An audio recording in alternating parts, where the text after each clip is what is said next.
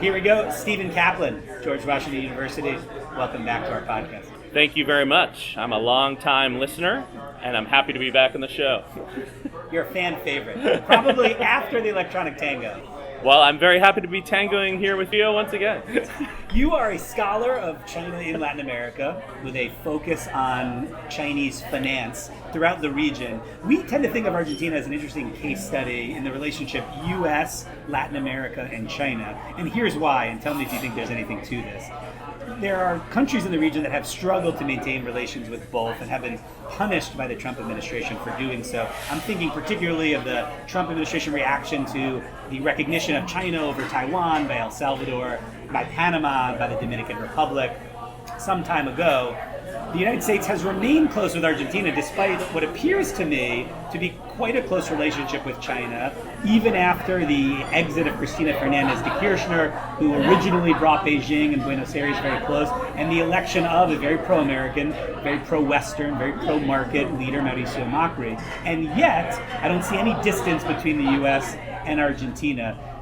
Is this notable? Is this inevitable? Is it about relative size, relative importance to the U.S.? What's going on that Argentina seems to be triangulating in a way that others, haven't quite pulled off?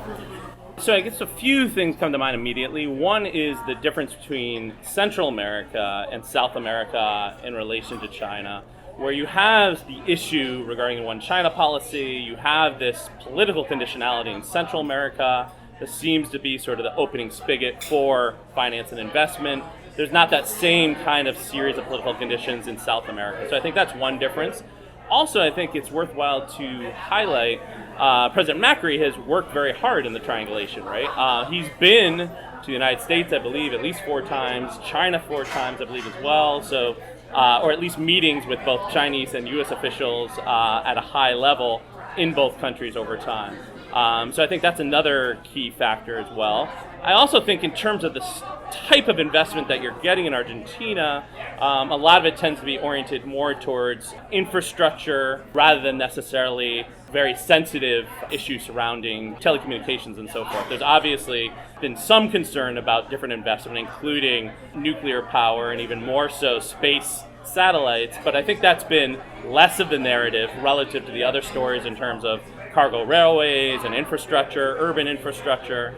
There was a suggestion after Jair Bolsonaro was elected in Brazil that there is a way for a country of the scale of Brazil to actually move away from China and to go all in politically with the United States, or in this case with the Trump administration. But it seems very quickly that Brazil made a similar calculation to Mauricio Macri's in Buenos Aires, that it's neither necessary nor prudent.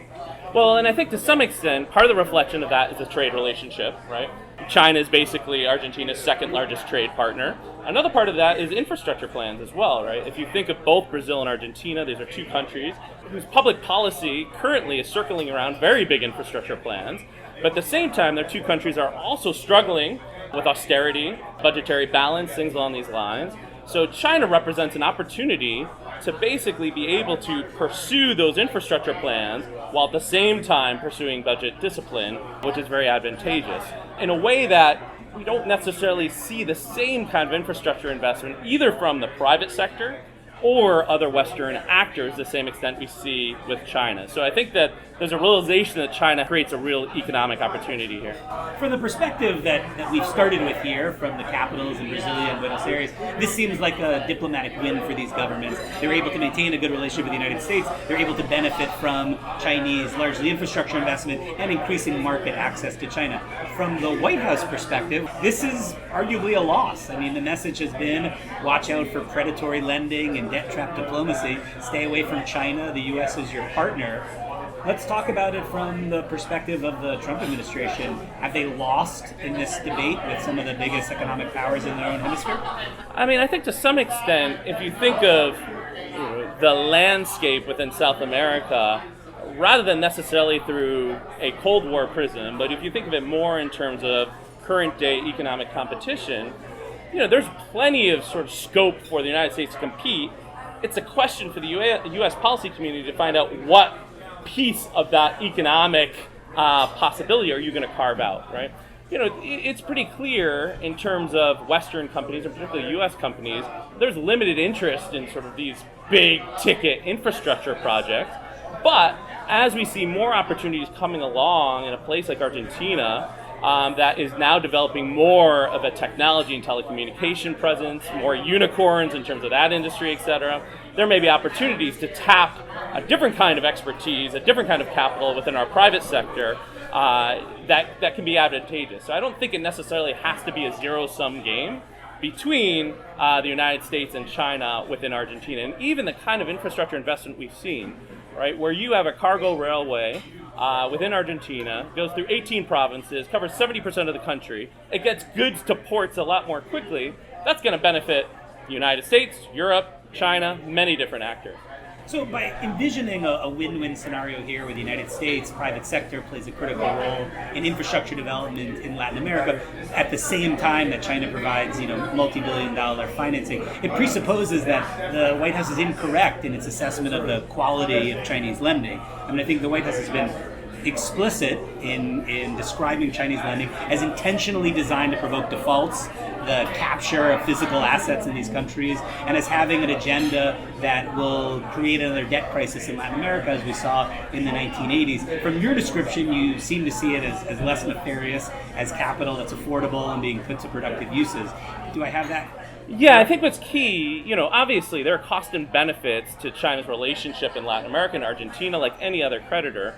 But it's important to understand sort of the intentions of the creditor and the sequencing of the investment of that creditor. So a lot of this debt trap narrative, if we can segue for a moment to Venezuela, reflects the debt problems that Venezuela has had. But if you look at the way debt has been built up over time, the debt trap narrative just doesn't make a lot of sense, right? Essentially, since we've had a transition from Chavez to Maduro, and since about 2013, you have a country in China that's been deleveraging or unwinding its financial ties in Venezuela, because it too has been concerned about, even though there is a cooperative relationship between Maduro and China, there's been a lot of concern about economic policy and the willingness to reform within Venezuela for a very long time. So I think in some ways when you think about what's happened in a place like Venezuela, rather than a debt trap where China intentionally enters, offers very cheap financing in order to capture equity abroad, a more accurate description would be, China's learning, moving up its creditor curve. It basically thought it could underwrite its risk with commodities in Venezuela, and in a lot of ways was proven wrong. So you really have a mispricing of risk in Venezuela rather than necessarily a debt trap. And I think throughout Latin America, we see sort of cost and benefits of the Chinese relationship. Sometimes investment projects are good for development and work well. Other times, in the case of Venezuela, we have a lot of corruption, clientelism, problems, and we don't get the development that maybe we get elsewhere. Yeah, and you've written about a creditor trap, that in fact China has found itself in an uncomfortable position, that far from designing its lending to encourage default and then to seize assets, in fact quite the opposite, it finds itself with great regret that it has lended in a place that no longer can service its debts. Exactly. If you think about it from China's perspective, that's invested billions of dollars in a soft power campaign about state-to-state cooperation and development, what's happened in Venezuela, right, is a scarlet letter on the face of China's development projects, right? And so from their perspective, it's been very contentious domestically. And in fact, there's been a lot of reason to sort of mitigate that Venezuelan risk. And what we see over time in the structure of Chinese financing in the region, it's moving away from some of the state-to-state investment and increasingly oriented more towards equity on a private sector level outside the state balance sheet. And I think one thing that's been really valuable about your scholarship has been to look at Chinese styles of lending as they change and some of the motivations, because I think in Washington you can get caught up in this Cold War mindset that everything has some geostrategic and security implication, and not recall that there's excess capacity of labor and steel in China, that they want to export their brands and open new markets, and of course want to access commodities in a more effective way by building up infrastructure. And so one has to think about what their at least stated motivations are in evaluating the style of lending. Sure, and certainly I don't want to suggest that there's not, downsides to Chinese investment, right? Because obviously, like any creditor, there are costs and benefits to this relationship. It's just sort of accurately assessing what those costs and benefits are. So for example, in my book, which will be coming out next year, Rise of Patient Capital, the Political Economy of Global Finance in Latin America, one of the themes I deal with is even though in a lot of ways China is able to help countries meet these infrastructure deficits, give them more fiscal flexibility, as we were talking about as well, there are some very serious commercial costs. And so a lot of the kind of costs that we see reflect the local content that is attached to these financing deals. So because China in a lot of ways hedges its risk with micro conditions rather than macro conditions, so instead of having budget discipline, privatization, all these other things, they instead say, let's amp up the local content. We have excess capacity in concrete and steel and other industries. Meaning Chinese content. Yes, sorry, Chinese content. We have excess capacity at home. Can we export our materials, our concrete, our steel, our machinery, in order to have an outlet for this Chinese overcapacity? So in a lot of ways, the key issues from a development standpoint for Latin America is how to negotiate to increase local content for Latin American countries, right? And so the real kind of key issues are ones that revolve around dependency, right? China's demand for commodities, importing a lot of Chinese capital goods and machinery, and the possibility of having industrial stagnation as a result, right? I think these are some of the real key costs in terms of Chinese investment. To me, I mean, one of the awkward ways that you have to engage on this subject is the question of, a debt trap diplomacy. There's two parties, right, to the lending and borrowing. And what it presupposes is that much of Latin America is governed like Venezuela has been, meaning misusing, misappropriating money, not putting it to productive uses, and ending up in a debt trap, not of China's design, arguably, and I think we agree on that in many cases, but because of poor governance and poor transparency. Argentina, some of the projects inherited by this government from Cristina Fernandez de Kirchner may well fall into that category. There are questions about whether a hydroelectric dam in the south, for example, had political purposes in the base of the former president, and was not, and the public works handling in general left a lot to be desired.